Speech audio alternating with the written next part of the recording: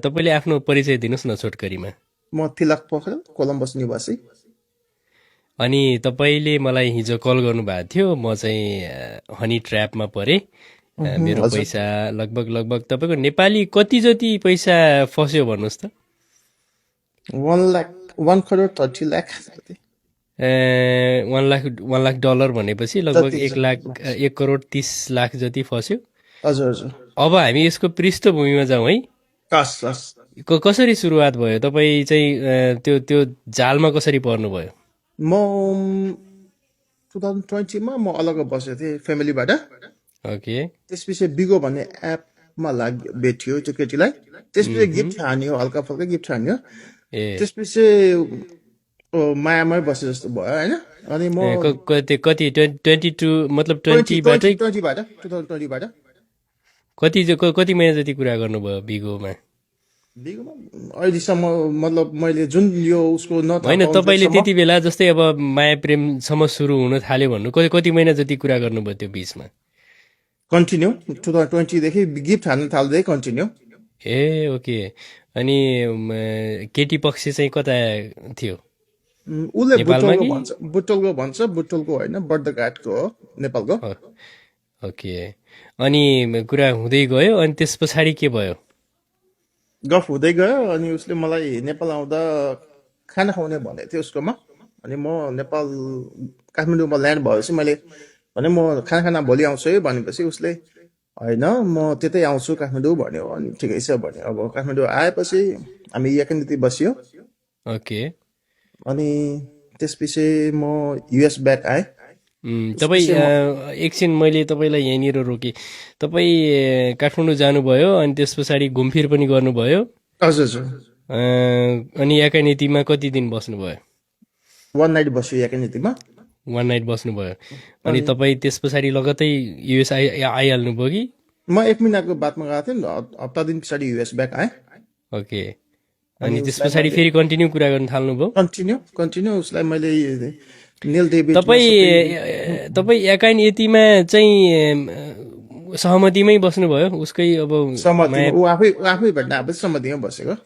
सहमतिमा बस्नुभयो। अनि त्यस पछाडि चाहिँ के भनेर छुट्टिनु भयो? म फेरि आउँछु अथवा कन्टिन्यू। अब म त पोजिटिभ थिएँ होइन। अनि कन्टिन्यू हिसाबले भेट भयो। त्यसपछि म उसलाई काठमाडौँ बस्दा मैले निल डेभिडमा मेकअप सेप सबै लाँदै। अनि म युएस ब्याक भएपछि उसले म अब प्रेग्नेन्ट भयो।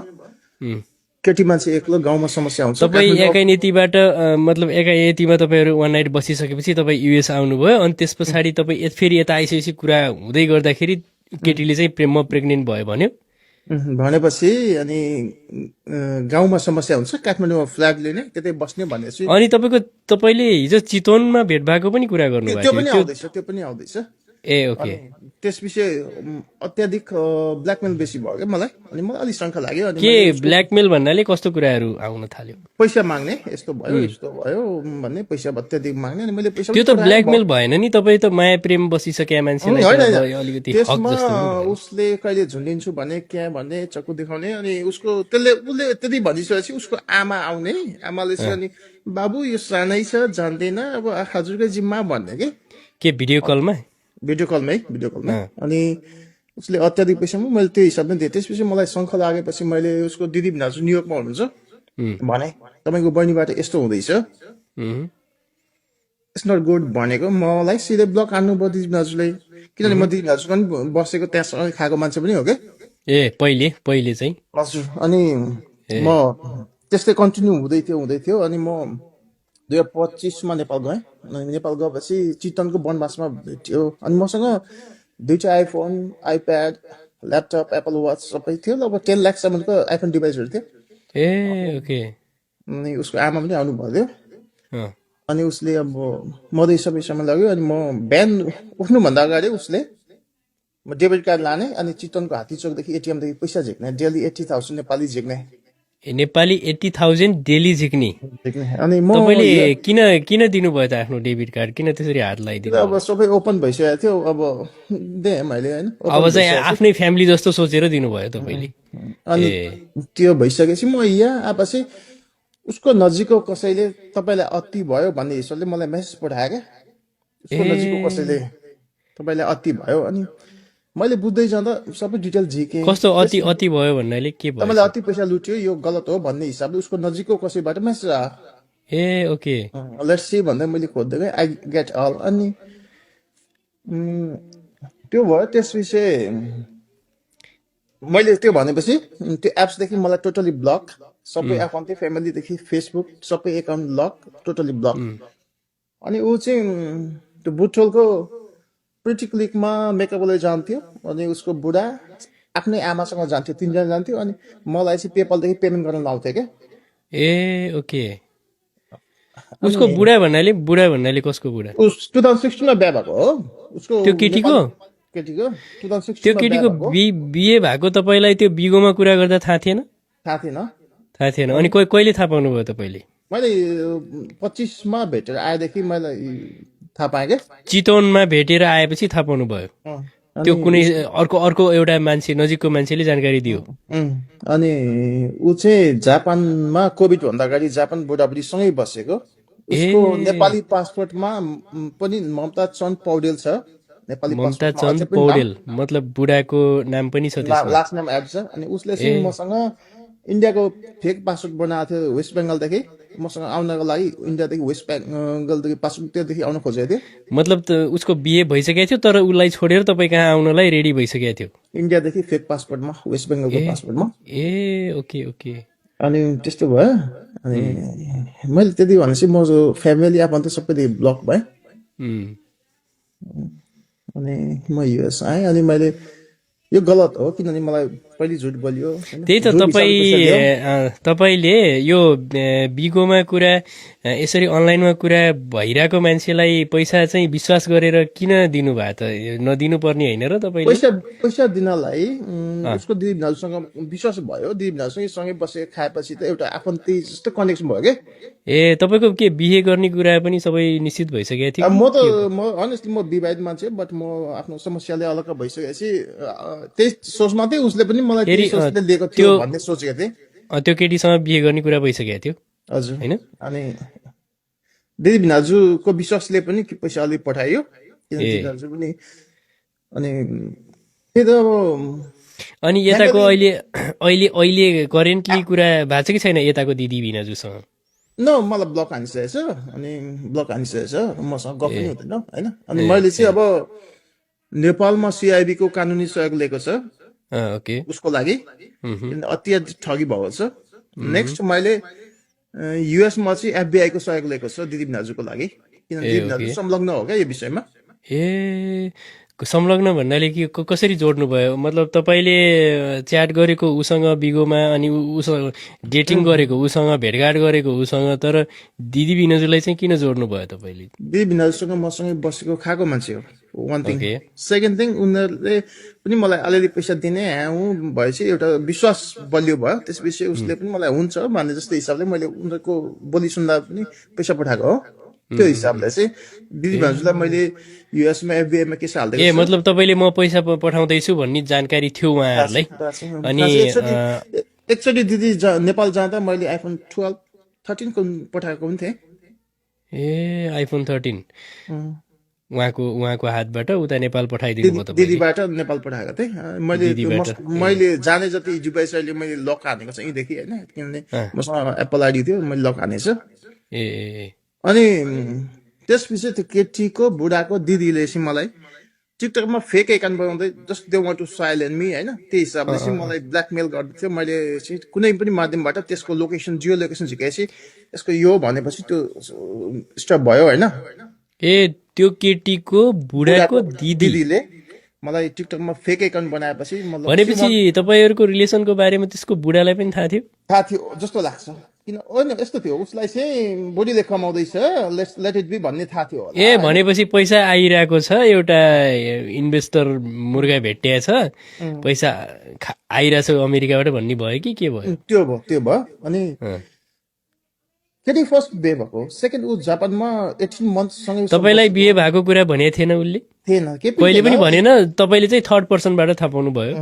त्यो के पनि भन्नु थाहा पाएन। अनि त्यसपछि मैले भनेपछि मलाई चाहिँ अनि त्यो एप्समा चाहिँ फाल्टु मसिना कोही केटा लाउने धम्काउने हुन्छ नि they want to silent me क्या but it doesn't work to me like that मतलब कस्तो धम्काउने भन्नाले कस्तो केटा लगाएर नयाँ के नयाँ भन्नु नयाँ गिफ्ट हानेको को आउँछ अनि उसलाई चाहिँ म गलत देखाउन खोज्ने मसँग भेटेकै छैन चिनेकै छैन पैसा लिएकै छैन सब लाए क्या ए तपाईँले यो जे भन्दै हुनुहुन्छ एकदम सत्य घटनाहरू हो सबै म तपाईँलाई के भन्छु नि फोटो मैले सोटो चाहिँ केही छ म सक्दो कहाँ देखाउने हो होइन भिडियोमा देखाउन मिल्छ म चाहिँ अनेस्ट सत्य बोल्दैछु होइन मैले जे बोल्दैछु यसको जिम्मा म लिन्छु यसबाट आउने कानुनी समस्याको जिम्मा म तपाईँलाई केही पनि हुने छैन तपाईँ चाहिँ ओके एउटा सहायता माध्यम हो होइन मह्म। अनि किनभने यो यस्तो हो यो विवाहित बुढाबुढी हो है ए यो यो एकजना केटी अनि उसको बुढा तपाईँलाई स्क्याम गर्ने केटी चाहिँ यो हो केटी यही हो होइन अनि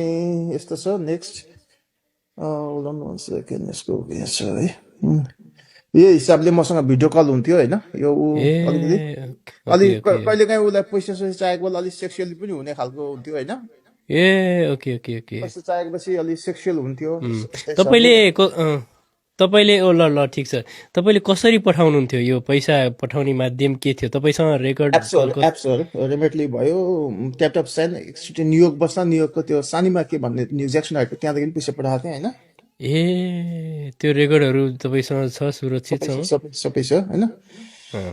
अनि सबै छ अनि अहिले अहिले त्यो केटीसँग पुरै मतलब ब्लक हुनुहुन्छ तपाईँ ब्लकमा छु अनि उसको दिदी बिना चाहिँ न्युयोर्कमा बस्ने उहाँ हुनुहुन्छ उहाँहरूले पनि मलाई फसाउन सहयोग खेल्नुभयो होइन ए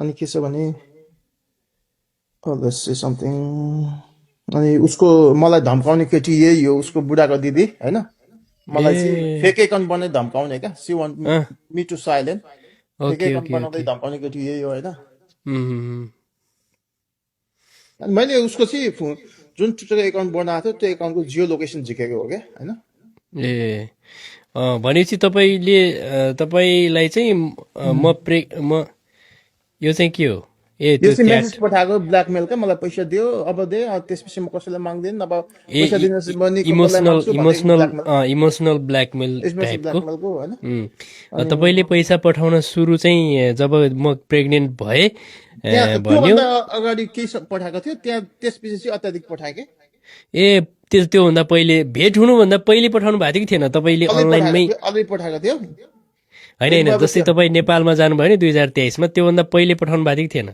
थियो अलिअलि थियो ए कति कति जति थियो त्योभन्दा पहिले 10+ समथिङ जस्तो एक्ज्याक्ट मलाई थाहा छैन जस्ट लगभग पठाएको थियो 8-9 लाख नेपाली रुपियाँ अनि भनेपछि यो चाहिँ हिजो हिजो अस्ति को दसैँमा बुढाबुढी नाचेको भिडियो हो क्या यो मलाई ए कोही त्यहाँको कोही नजिकै एकजना कसैले पठाइदिएको भिडियो हो क्या यो अनि उसले ए चिन्दैन भन्दै हिजो अस्ति दसैँमा बुढाबुढी नाच्दै थियो होइन तपाईँलाई मैले यहाँनिर अलिकति अब यो हुन त सबैलाई यो सुन्ने जति सबैलाई एउटा अवेरनेस पनि हुनसक्छ यसरी अनलाइन एपमा आएको केटीलाई तपाईँले विश्वास गरेर त्यसरी च्याट गर्न थालेर गिफ्ट पठाएर पैसा 10 लाखसम्म पठाउनु भने त तपाईँकै कमजोरी होइन र दिदी भिनाजुको विश्वास अनि आमाको विश्वास तपाईँले नभेट्दै दिदी बिनाजुले विश्वास दिलाएको थियो मलाई पहिले पैसा दिदी भिनाजुले एकचोटि पैसा पठाउनु भएको थियो अनि मलाई पैसा पठाउने हाउ भएको थियो मतलब अनलाइनमा कुरा हुन थालेपछि मेरो दिदी बिनाजु यहाँ छ भनेर उसैले भने थियो त्यो हुनाले हामी कनेक्ट अनि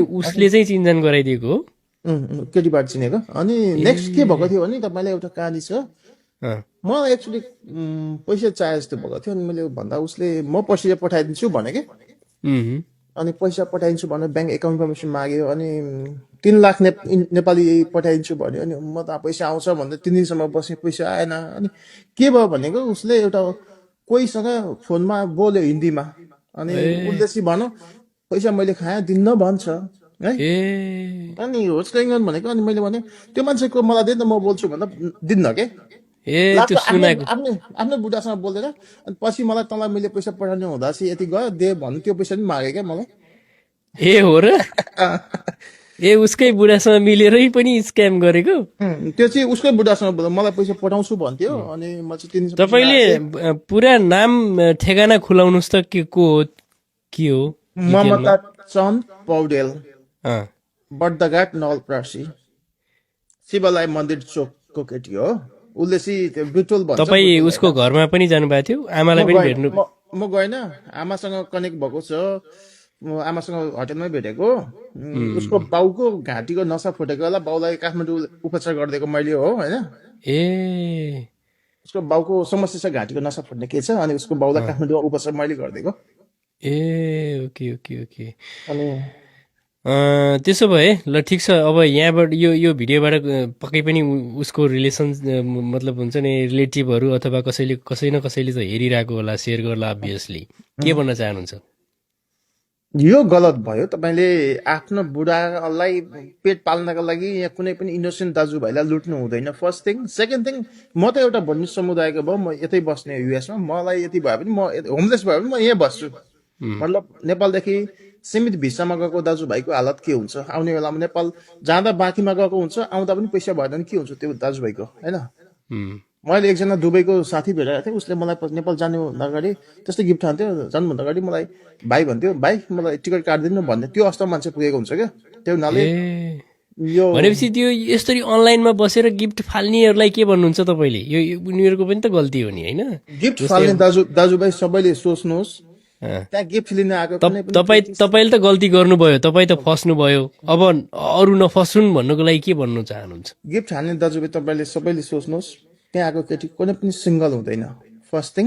सेकेन्ड थिङ, के विवाहित हुन्छ कि बोयफ्रेन्ड हुन्छ त्यो सिङ्गल भन्ने। अनि उसले नाम झुट बोले हुन्छ, लोकेसन झुट बोले हुन्छ, टोटली लाई होइन। तपाईँ सबैजना म जस्तो भिक्टिम नहुनुहोस्, कुनै केटीको फन्दामा नफस्नुहोस्, आफ्नो पैसा जोगाउनुहोस्, भविष्य बनाउनुहोस्। यस्तोमा पैसा फालेको खासै फाइदा पनि होइन। सक्नुहुन्छ भने सहयोग दिनुहोस्, नेपालमा कतिजना खान नपाएको दुखी समस्या के छ त्यहाँ सहयोग दिनुहोस्। यस्तो हिसाबले चल्नु भयो भने जिन्दगी पनि सकिन्छ। तपाईँको यता एफबिआईको केस के भइरहेछ? तपाईँले के एफबिआईमा केस कन्टिन्यू छ, मतलब एफबिआईमा भएको केस चाहिँ उसले मलाई भन्न मिल्दैन, कहाँ स्टेटस भन्न मिल्दैन, इट्स गोइङ अन। त्यो मैले हिजो अस्ति सोद्धा पनि हामीलाई यो एफबिआईको चाहिँ एउटा आफ्नो नियमले भन्न मिल्दैन। नेपालको सिआइबीमा केस छ। ए तपाईँले नेपालको सिआइबीमा दर्ता गर्नुभएको छ? सिआइबीमा सिआइबीमा ए ओके। अनि मैले के भन्छु नि, म लास्ट टाइम नेपाल जाँदा चाहिँ म महिना दिनको लागि गएको थिएँ, चितवनको बसेको बेला। अनि मलाई अलिक फसाउने हिसाब भएपछि म हप्ता दिनमा ब्याक आएँ क्या, महिना दिनको लागि गएको थिएँ, 1 विकमै युएस ब्याक भएँ। किनभने मलाई चाहिँ पैसा सैसा लियो, आइफोन 7 सबै डिभाइस लिइसकेपछि अलिक फसाउने हिसाबले धम्काउने खालको बुझेपछि मैले क्विक $700 टिकट काटेँ, त्यही टिकटमा एड भयो। अनि 1 विकमै ब्याक युएस आएँ क्या म। ए ओके। त्यो हुनाले कुनै पनि दाजुभाइले गिफ्ट हान्नु हुन्छ भने प्लिज डोन्ट डु। ठिक छ। तपाईँको अलिकति पर्सनलतिर पनि गयो, तपाईँको नेपालमा चाहिँ कता? म त भुटनिस हो। हजुर, भुटनिस समुदायबाट हो। ए ओके ओके, भुटनिस समुदायबाट हो। ल ठिक छ। त्यसो भए अब तपाईँको कानुनी प्रक्रियामा गइसकेको रहेछ कुराकानी होइन? यो भिडियोले पक्कै पनि तपाईँलाई हेल्प गर्नेछ भन्ने मैले आश लिएको छु। मैले अब गलत हिसाबले लिएको तपाईँले यस्तो यसरी मिडियामा पहिला पनि आउनु खोज्नु भएको थियो? मिडियामा आउन खोजेको थिएँ, म व्यक्तिगत कसैको नाम त भन्दैन। तर के भयो त्यहाँ? मिडियामा आउन खोजेको थिएँ, मिडियाको साथी भाइले हुन्छ हामी यसको समाजमा उठाइदिन्छु भन्नुहुन्छ। त्यसपछि सबै डिटेल भइसकेपछि हामी त को जस्तो पैसा माग्दैनौँ भन्नुहुन्छ। अनि त्यहाँदेखि फोनै उठाउनुहुन्न, अब के भन्ने, त्यो के हो आफै बुझ्नु होला होइन।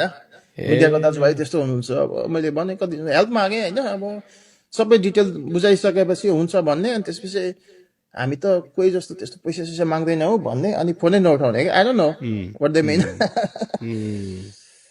त्यो हुनाले गिफ्ट हान्ने दाजुभाइ सचेत हुनु, स्पेसली नेपालदेखि सीमित भिसामा विदेश गएको दाजुभाइ आफ्नो भविष्य सम्झिनु। आफू बाँकीमा गएको हुन्छ है, पैसा दिन्छ, आउने बेलामा पनि जोगी हुन्छ। त्यो हुनाले गिफ्ट हान्ने काम त गलत हो, तपाईँलाई बेकु बनाउनै बस्या हो होइन।